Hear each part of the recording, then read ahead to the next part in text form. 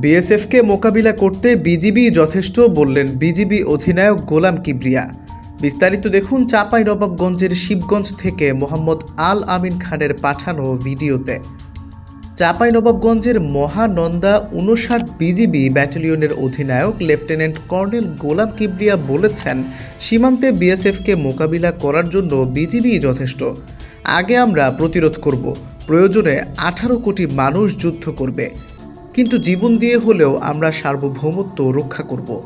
বৃহস্পতিবার বিকেলে শিবগঞ্জ উপজেলার সীমান্তবর্তী চৌকা বিওপির বাখের আলী সরকারি প্রাথমিক বিদ্যালয় মাঠে স্থানীয় এলাকাবাসীর সঙ্গে মতবিনিময় সভায় তিনি এই মন্তব্য করেন। রংপুর রিজনে এই ১৫টা ব্যাটালিয়নের মধ্যে একটা সর্বোচ্চ ব্যাটালিয়ন এই আসামি ধরা এবং বিভিন্ন মাদক এবং পেন্সিলিং ধরা। সুতরাং আমি চাই না এই ব্যাপারে আমি ফার্স্ট হইতে। আমি চাই এই মাদক চোরাচালান পণ্য অন্যান্য অপরাধ কমে আসুক সীমান্ত এলাকায়। আর সাংবাদিক ভাইদের আমি ধন্যবাদ দিতে চাই, আপনারা শুরু থেকে শেষ পর্যন্ত আপনারা পাশে ছিলেন, অ্যাকচুয়াল ঘটনা আপনারা তুলে ধরেছেন, সেই জন্য আমাদের বিজিবির পক্ষ থেকে সবাইকে ধন্যবাদ জানাচ্ছি।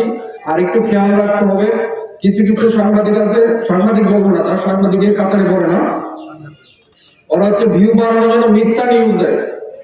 আমরা যখন এখানে কাজ করতেছিলাম সন্ধ্যার সময় আমার কাছে একটা ফোন আসলো, একটা নিউজ আসছে সীমান্তে ১৬ জন বিজিবি নিহত।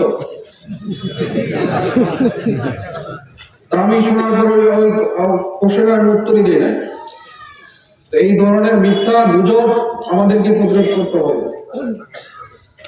তারপর হচ্ছে ভারতীয় বিএসএফ কমান্ডার আমাকে বলতেছে যে এক্সেলেন্স আমাকে দিল্লি থেকে ফোন দিছে, এইখানে নাকি ২ জন বিএসএফ নিহত হয়েছে, ওরাও অপপ্রচার চালাচ্ছে।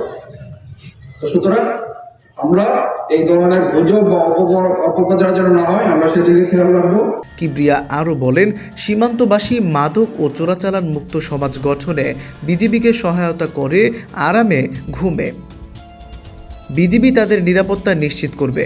৫০০ থেকে ১০০০ টাকার জন্য কেউ সীমান্তে যাবেন না, আমাকে বললে পাঠিয়ে দেওয়ার ব্যবস্থা হবে।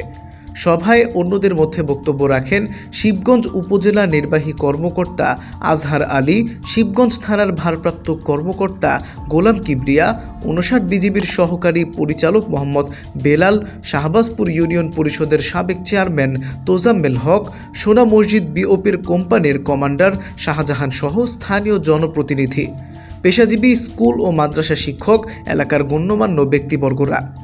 এর আগে ৬ জানুয়ারি চৌকা সীমান্তে অবৈধভাবে কাঁটাতারের বেড়া নির্মাণকে কেন্দ্র করে বিজিবি ও বিএসএফের মধ্যে উত্তেজনা ছড়িয়ে পড়ে।